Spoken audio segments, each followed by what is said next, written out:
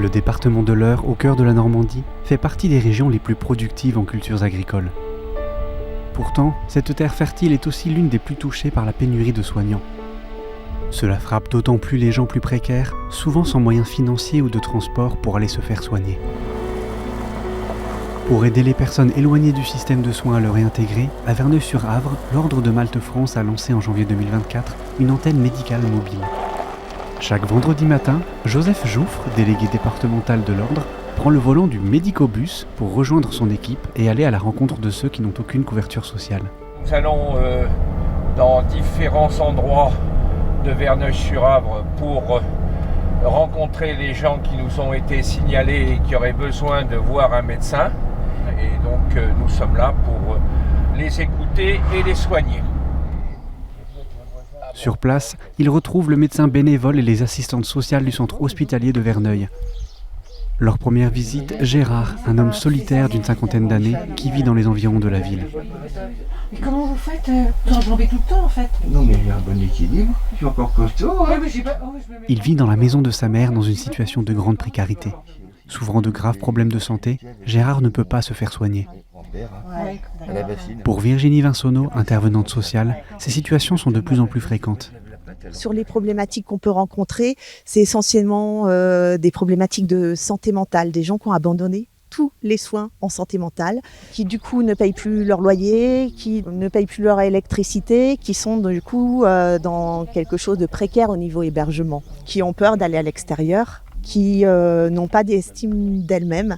De ce fait, pouvoir se présenter devant un professionnel, c'est déjà énorme pour eux parce que ils se sentent pas en capacité de pouvoir se présenter devant n'importe qui, un médecin, une assistante sociale.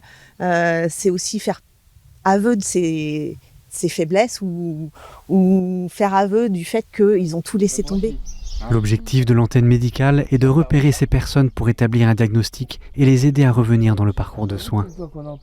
Pour cela, une large coordination s'est mise en place entre les services sociaux du département, les mairies et d'autres associations caritatives.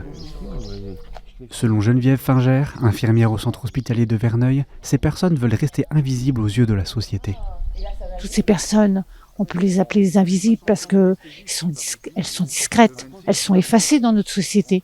Ça va être un voisin, ça va être une association qui va nous dire écoutez, on a tel monsieur ou telle dame qui vit à tel endroit qui aurait besoin de vous. Mais sinon, on les voit pas. Est-ce que vous auriez deviné que là, il y avait quelqu'un qui vivait dans cette maison?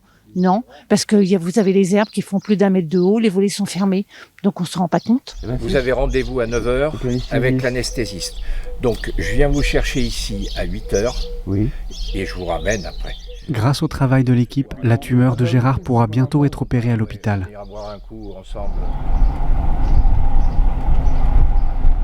L'équipe reprend la route. Dans la cabine, le docteur Patrick Dahan. Aujourd'hui retraité, il a choisi de s'engager bénévolement dans cette antenne médicale. Dans cette commune d'environ 20 000 habitants, il ne reste plus que 5 médecins en activité, contre 10 il y a à peine 10 ans. On ne peut pas faire le travail à 5 ce qu'on faisait à 10. Donc automatiquement, il y a des gens qui ont des difficultés d'accès aux soins. Les gens qui ont un peu plus de moyens financiers, qui sont mobiles, peuvent aller dans les plus grandes villes. Mais les personnes âgées, les personnes démunies, effectivement, sont pénalisées. Leur prochaine rencontre est avec Patrice. Ce jeune homme vient lui-même à leur rencontre. Il préfère les voir à l'extérieur de sa maison. Sans emploi et touché par un alcoolisme sévère, il compte beaucoup sur l'aide des soignants. C'est déjà leur 4e visite. Depuis le décès de mes parents, je suis devenu addict à l'alcool et pour me guérir, j'y arrive pas tout seul. Alors heureusement qu'il y a des associations comme ça qui peuvent m'aider. Ce que j'aimerais vraiment, c'est trouver un traitement pour pouvoir guérir mon alcoolémie et j'espère qu'ils vont m'aider à faire tout ça dans mes démarches. Moi, je me sens pas capable. Fabrice est un individu assez jeune qui a des gros problèmes de santé et son problème, c'est la perte de confiance. Il se méfie énormément de tous les gens qui l'approchent. La première étape qu'il faut essayer d'atteindre, c'est de rétablir la confiance. Parce qu'il a des problèmes d'addiction et pour essayer de résoudre ces problèmes d'addiction, il faut d'abord rétablir un climat de confiance.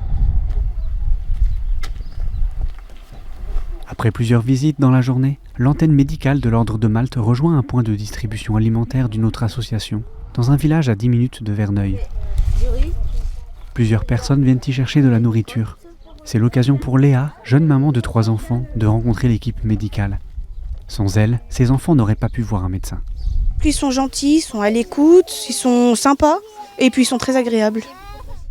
Evelyne, habitante de la région depuis plus de 30 ans, témoigne qu'accéder aux soins devient de plus en plus compliqué. On n'arrive plus à rien, on n'arrive plus à se nourrir, plus rien. Là, j'aimerais bien avoir une voiture, mais je peux pas parce que voilà, ça coûte trop cher. Là, moi, j'avais un dentiste, il est parti à la retraite. Je peux pas en avoir un autre pour l'instant. Pour Joseph Jouffre, la précarité croissante en milieu rural s'explique par des prix plus bas des logements qui attirent des familles au budget limité. Toutefois, dans ces zones, les infrastructures et les transports ne sont pas adaptés pour accueillir beaucoup de personnes. Ici, pour trouver un boulot, c'est pas facile. Il y a peu d'usines, il y a peu de services, les possibilités d'être employé par les mairies sont pas extensibles. Le manque d'activité économique fait que les gens arrivent à être en précarité. L'équipe de l'antenne ne compte que quelques personnes et manque cruellement de bénévoles. Pourtant, ils ne baissent pas les bras. Ils voient les premiers résultats de leur travail. On a vu pas mal de personnes qui ont accepté enfin de se faire soigner, de reprendre, j'allais dire, le circuit normal des soins. On a vu un monsieur ce matin, depuis qu'il a accepté de prendre son traitement, etc., il va beaucoup mieux d'ailleurs. Il avait le sourire, etc., alors qu'au tout début, c'était quelqu'un qui était complètement introverti, qui avait d'énormes problèmes. Et donc là, ça fait plaisir à voir de ces gens qui reprennent un petit peu goût à la vie. Pour les bénévoles de l'antenne de l'Ordre de Malte, c'est la foi chrétienne et le désir d'aider leur prochain qui les guident dans cette mission. Quand on a reçu l'éducation que j'ai reçue, catho, j'ai eu la chance de naître dans une famille et d'avoir un métier qui m'a beaucoup apporté. J'ai une mission de renvoyer, on va dire, l'ascenseur à ceux qui n'ont pas eu ces chances-là. En 1 an et demi d'existence, l'antenne médicale mobile a réalisé plus de 300 consultations. Grâce à son travail, la moitié des personnes rencontrées ont pu réintégrer le circuit normal du parcours de soins. En France, de plus en plus de personnes sont touchées par la précarité médicale. Dans ce contexte, l'action de l'Ordre de Malte s'avère essentielle.